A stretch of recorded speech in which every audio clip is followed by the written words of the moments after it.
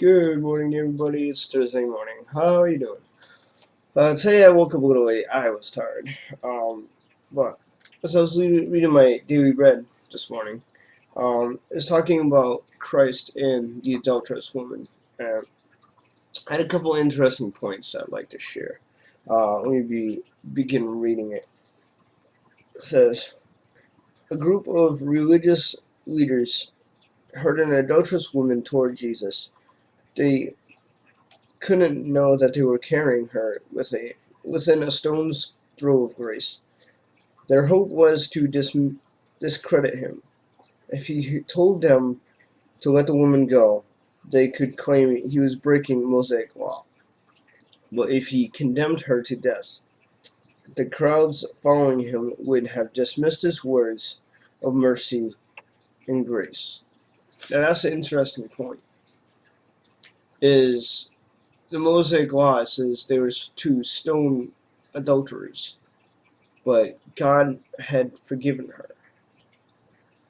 And this is the reason is John 6-8 kind of captures the whole thing, and I'd like to read it for you. It says, but Jesus bent down and started to write on the ground with his finger. When they kept on questioning him, he straightened up and said to them, let any one of you who is without sin be the first to throw a stone at her. See, God has given us a lot of grace. He gives us an abundant amount of grace for each day. And it doesn't matter what we've done or what we did in the past. If we bring it to Christ and lay down at the cross, that's what matters. Is every day we got to bring whatever we've done the previous day to Christ. And yesterday I was a little upset. I asked my boss about a few things, promotion, and he said no, and I was a little upset. And I'm like, but as I started going through the day, I started thinking, he's the boss. He knows what's better,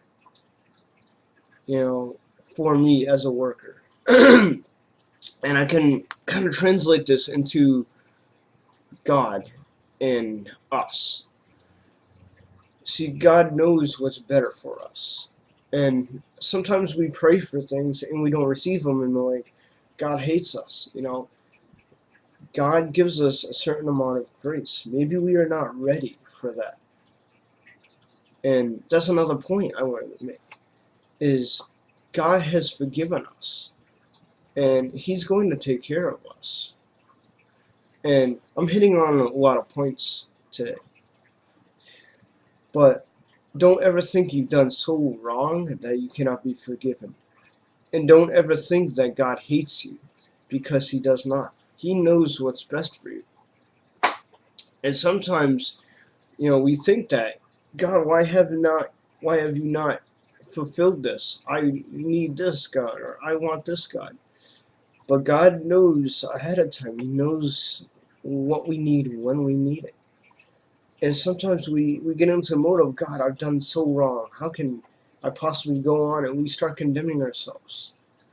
But God doesn't condemn. He convicts. And the difference is, condemnation says, oh, you've done wrong. This is what you did wrong.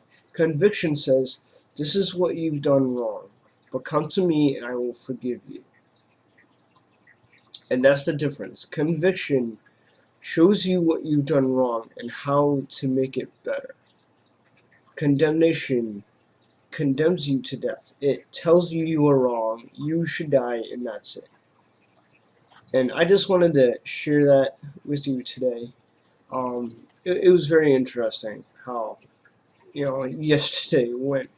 And as a joke, I forgot to get a joke this morning. But I will have a joke tomorrow. A funny thing, though. A funny thing. I was watching on a video.